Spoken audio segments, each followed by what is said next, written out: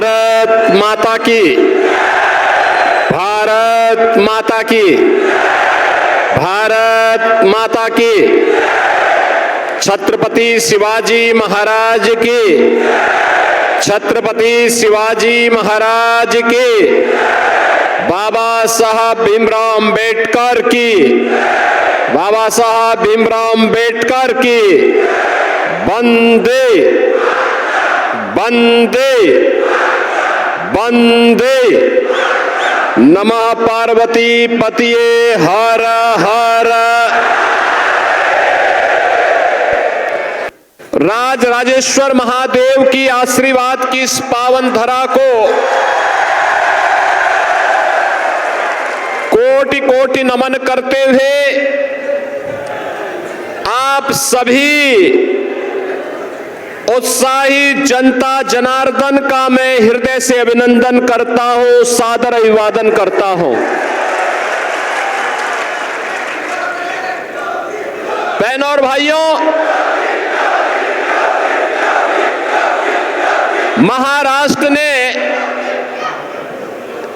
महाराष्ट्र ने अनेक महापुरुष भारत को दिए हैं, जिन्होंने देश को एक अपने नेतृत्व से प्रेरणा प्रदान की है। स्वराज की परिकल्पना को कैसे साकार किया जा सकता है, छत्रपति शिवाजी महाराज उसके उदाहरण हैं। पूरा देश उनके प्रति श्रद्धा का भाव रखता है।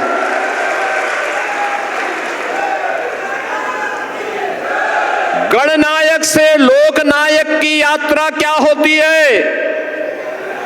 लोक मान्य बाल गंगाधर तिलक इसके उदाहरण हैं। बहनों और भाइयों, एक राष्ट्र की परिकल्पना कैसे होती है, पेशवा बाजीराव ने ये उदाहरण अटक से कटक तक पूरे देश के सामने प्रस्तुत किया।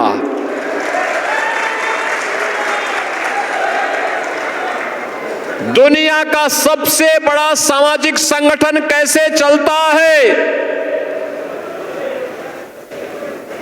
महाराष्ट्र की नागपुर की धरती पर ही 1925 में राष्ट्रीय स्वयंसेवक संघ ने दुनिया के सबसे बड़े सामाजिक संगठन के रूप में अपने आप को स्थापित करके साबित किया है।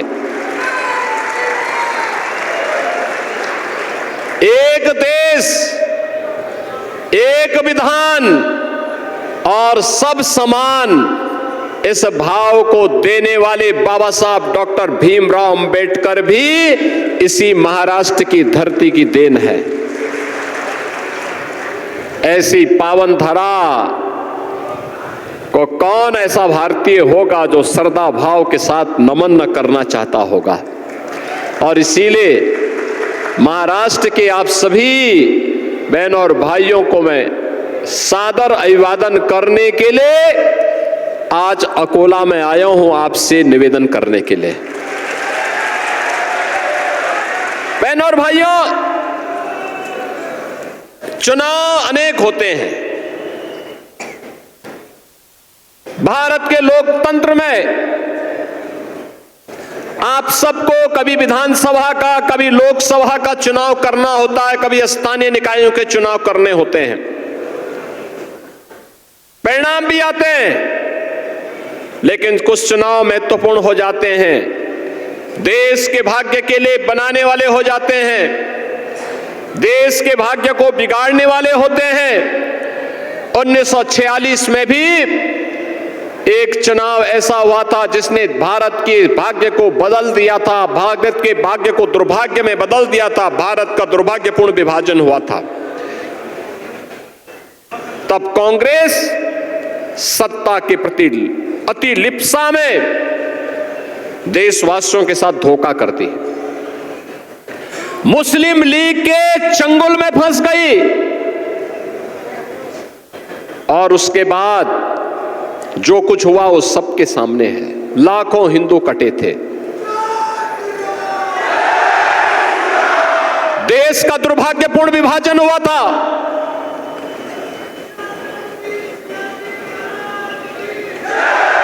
बहनों और भाइयों, जो देश सृष्टि के प्रारंभ से एक भारत था, उस भारत के टुकड़े हो गए।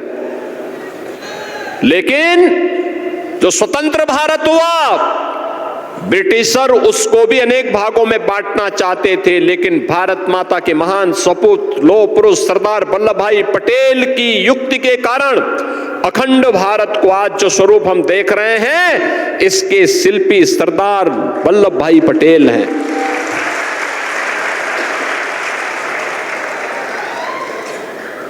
आजकल कांग्रेस के राष्ट्रीय अध्यक्ष श्री मल्लिकार्जुन खड़गे जी अनावश्यक रूप से मेरे ऊपर लाल पीले हो रहे हैं, गुस्से में हैं। खड़गे जी, मेरे ऊपर गुस्सा मत करिए, मैं तो आपकी उम्र का सम्मान करता हूं। आपको गुस्सा करना है तो निजाम पर करिए, हैदराबाद के निजाम को, जिस हैदराबाद के निजाम के रजाकारों ने आपके गांव को जलाया था, हिंदुओं की निर्मम हत्या की थी, आपकी पूज्य माता को, आपकी बहन को, आपके परिवार के सदस्यों को जलाया था। इस सच्चाई को देश और दुनिया के सामने रखिए कि जब भी बटेंगे तो इसी प्रकार से निर्ममता से कटेंगे। ये सच्चाई रखिए। आप वोट बैंक के लिए इस सच्चाई को देश के सामने रखने से कोताही कर रहे हैं, देश के साथ धोखा आप कर रहे हैं। मैं तो एक योगी हूं, मैंने तो एक ही बात सीखी है, मैंने तो एक ही बात सीखी है, हर काम देश के नाम। मेरे लिए तो अपना देश और अपना सनातन धर्म से बढ़कर के कुछ भी नहीं हो सकता। लेकिन आपको कम से कम सच्चाई वो रखनी चाहिए जो देश की आजादी के तत्काल बाद निजाम के रजाकारों ने, उनके गुंडों ने उस समय हिंदू जनता पर हैदराबाद रियासत के अंदर किया था। आप इस सच्चाई को छुपाने का काम कर रहे हैं और सच्चाई छुपती नहीं है, वह तो सामने आई जाती है।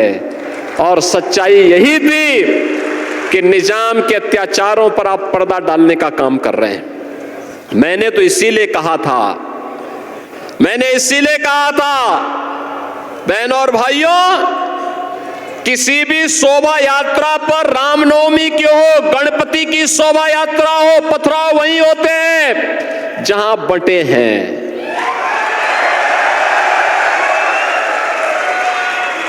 अत्याचार वहीं होते हैं जहां बटे हैं, और जहां बटे हैं वहीं कटे भी हैं। ये नया भारत है, अब नया भारत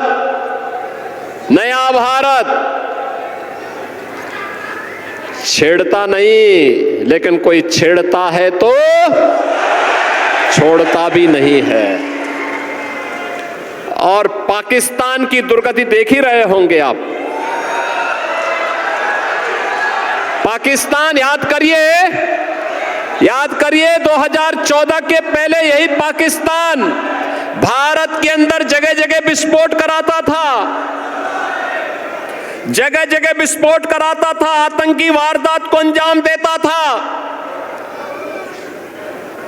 और आज एक बार छेड़ने का दुस्साहस किया, ऐसे सर्जिकल स्ट्राइक स्ट्राइक और एयर स्ट्राइक हुई कि आज भी अंतर्राष्ट्रीय मंचों पे कहता है कि बचा लो, भारत पता नहीं कब तबाह कर देगा। आज वो यही कह रहा है। और तो और याद करिए, एक तरफ भारत है, मोदी जी के नेतृत्व में 80 करोड़ लोगों को 4.5 वर्ष से फ्री में राशन, और दूसरी तरफ पाकिस्तान है, 1 जून रोटी के लिए, 1 टुकड़ा रोटी के लिए वहां छीना झपटी चल रही है, लोग भूखों मर रहे हैं। बहन और भाइयों, इसीलिए कहने के लिए आया हूं, ये नया भारत है, छेड़ता नहीं, लेकिन कोई छेड़ेगा तो उसको छोड़ता भी नहीं है। सीमाएं सुरक्षित हैं। इंफ्रास्ट्रक्चर के लिए नए नए कार्य हो रहे हैं। Highway, world class highway, railway, metro, AIIMS, IIT, IIM, 1 district 1 medical college, हर घर नल की योजना, और गरीबों के लिए भी। याद करिए, कांग्रेस के समय में किसान आत्महत्या करता था, नौजवान पलायन करता था, बेटी और बहन की इज्जत के साथ खिलवाड़ होता था। आज तो नौजवान के लिए मिशन रोजगार में नौकरी है,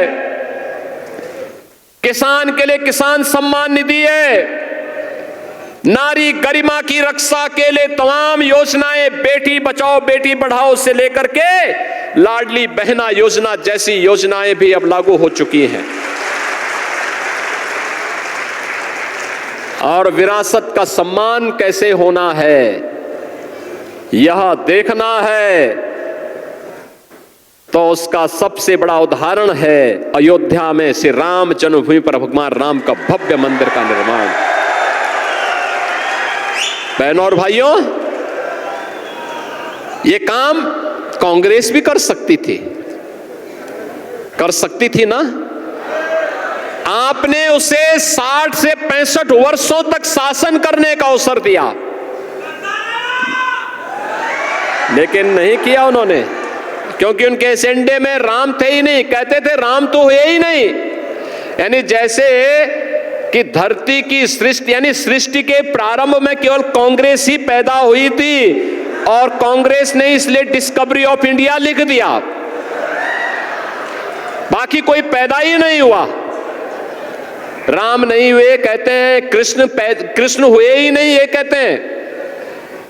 हमें नकारने का प्रयास किया जाता है, हमारे अस्तित्व को नकारने का प्रयास एक कांग्रेस कहती है। जो कांग्रेस हमारे अस्तित्व को नकारने का प्रयास करती है, मैं आपसे कहना चाहता हूं, उस कांग्रेस का ही अस्तित्व समाप्त करने का समय आ चुका है। उस कांग्रेस को अब अस्तित्व विहीन करिए, क्योंकि ये देश की अपूर्णीय क्षति इससे पहले करे। समय आ गया है, हम भी निर्णायक लड़ाई लड़ें। अयोध्या की समस्या का समाधान न हो, इसके लिए कहते थे राम हुए ही नहीं। आप याद करिए, 14 में मोदी जी देश के प्रधानमंत्री बने, 17 में मुझे उत्तर प्रदेश का मुख्यमंत्री बनाया गया, और 2 वर्ष में उत्तर प्रदेश की समस्या, अयोध्या की समस्या का समाधान मात्र 2 वर्ष लगे। 500 वर्षों की समस्या का समाधान डबल इंजन की सरकार ने 2 वर्ष के अंदर किया। और बहनों और भाइयों, डबल इंजन सरकार का यही लाभ है, विरासत भी है तो विकास भी है, सुरक्षा है तो समृद्धि भी है। आज महाराष्ट्र महायुति गठबंधन के नेतृत्व में देवेंद्र फडणवीस, केंद्र में गडकरी जी के नेतृत्व में इंफ्रास्ट्रक्चर के वर्ल्ड क्लास कार्य, लगातार यह अभियान आगे बढ़ रहा है, गरीब कल्याणकारी योजनाएं आगे बढ़ रही हैं।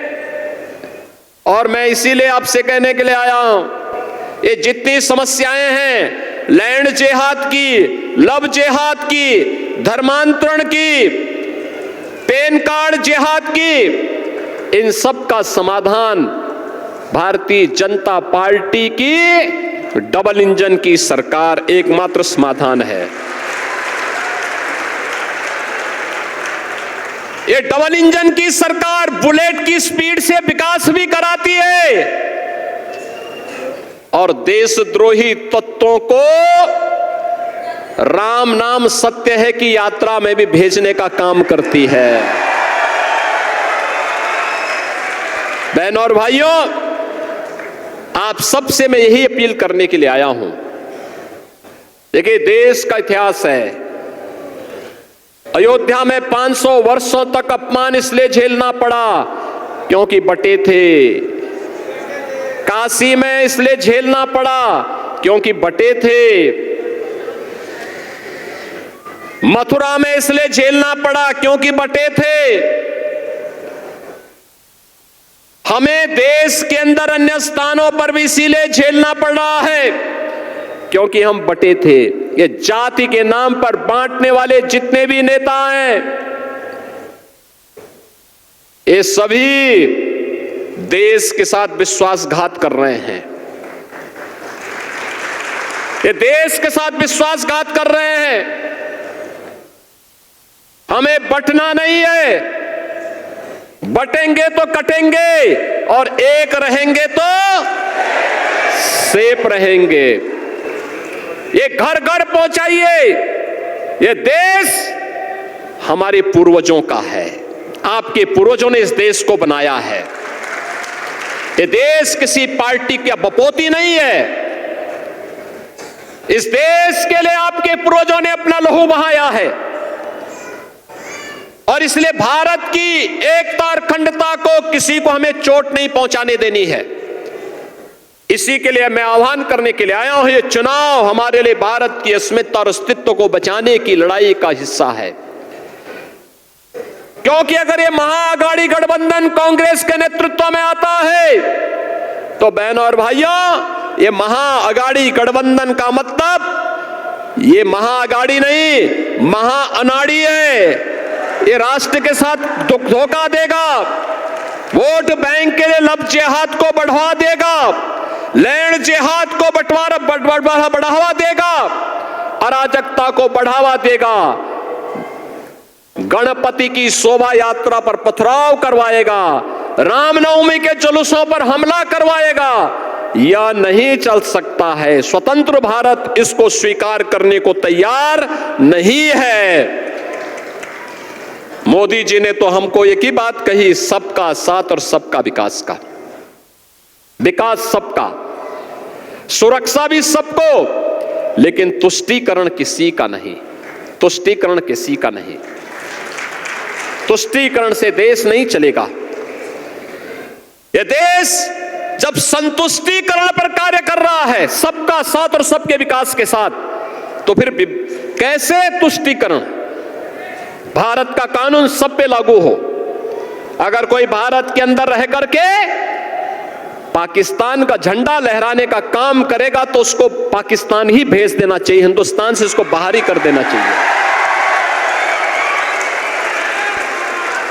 बहनों और भाइयों, ये स्वीकार्य नहीं होना चाहिए।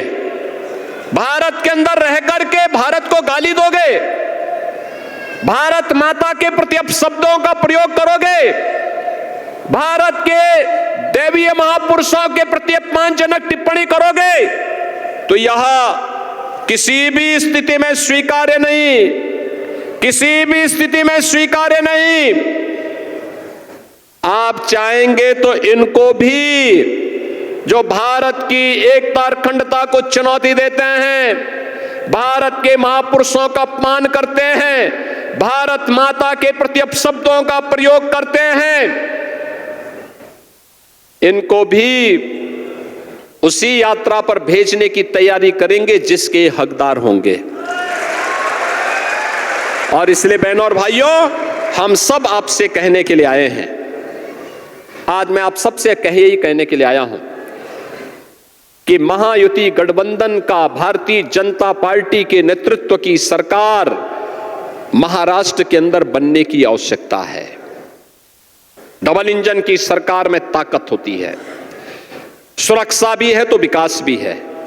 उत्तर प्रदेश के अंदर डबल इंजन की सरकार है, उसका लाभ है। अयोध्या की समस्या का भी समाधान हो गया और वहां पे जितने दुर्दांत माफिया थे, इस सब को भी आज जहन्नुम की यात्रा में भेज दिया गया। आज उनके लिए धरती माता के अंदर कोई जगह नहीं है। उनके लिए जहां जगह होनी चाहिए थी वहां चले गए। वहां पर बेटी और बहन दोनों सुरक्षित है। वहां लव जिहाद भी नहीं है, लैंड जिहाद भी नहीं है। वहां पर 25 करोड़ की आबादी यूपी की, कोई दंगा नहीं, नो दंगा, no curfew, no curfew, no दंगा, और यूपी में है सब चंगा। और बहनों और भाइयों, इसीलिए मैं आपसे कहने के लिए आया हूं, आप में से अंकोला से कितने लोग अयोध्या गए हैं रामलला के विराजमान होने के बाद? अभी कम लोग गए हैं। और मैं यहां पर श्री संजय भाऊ धोत्रे से, श्री रणधीर भाऊ सावरकर से, श्री विजय भाऊ अग्रवाल जी से, श्री बसंत खंडेलवाल जी से और बलराम जी सिरस्कार जी से कहूंगा कि चुनाव के बाद ट्रेन बुक करवाइए और यहां की जनता जनार्दन को लेकर अयोध्या और प्रयागराज आके आइए।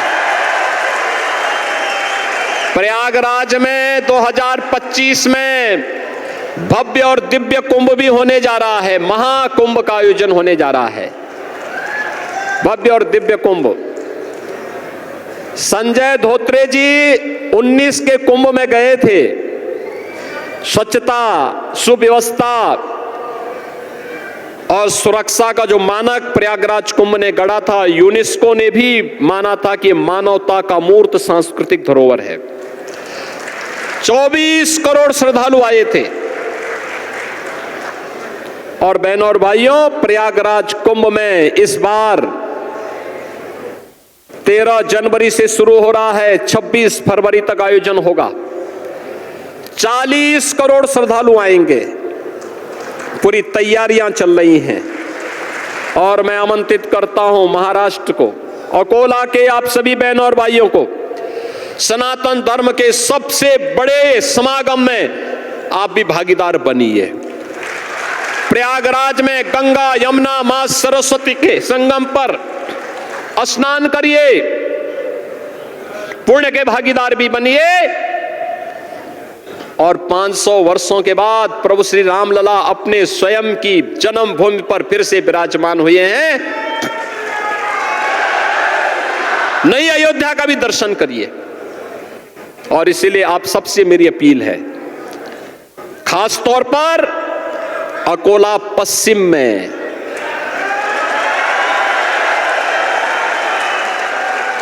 अकोला पश्चिम में भारतीय जनता पार्टी ने श्री विजय भाऊ अग्रवाल को अपना प्रत्याशी बनाया है।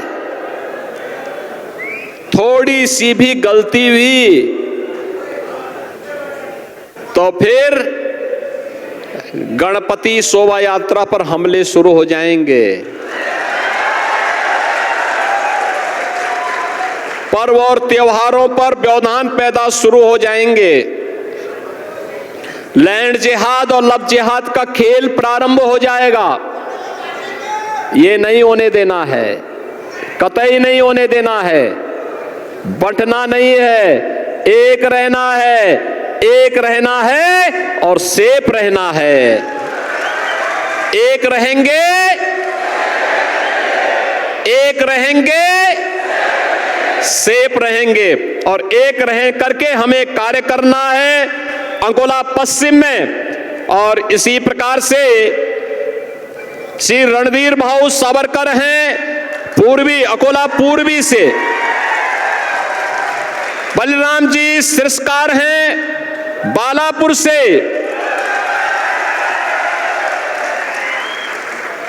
ये जितने भी हमारे प्रत्याशी हैं इन सभी को महाराष्ट्र विधानसभा चुनाव में आपका आशीर्वाद प्राप्त होगा। सभी लोग आशीर्वाद देंगे। दोनों हाथ उठा करके मुझे बताओ, आश्वस्त करो। सभी लोग अपना आशीर्वाद देंगे। सभी लोग तैयार हैं? मेरे साथ फिर बोलेंगे, भारत माता की, भारत माता की, भारत माता की, छत्रपति शिवाजी महाराज की, छत्रपति शिवाजी महाराज की। जय श्री राम, जय जय श्री राम।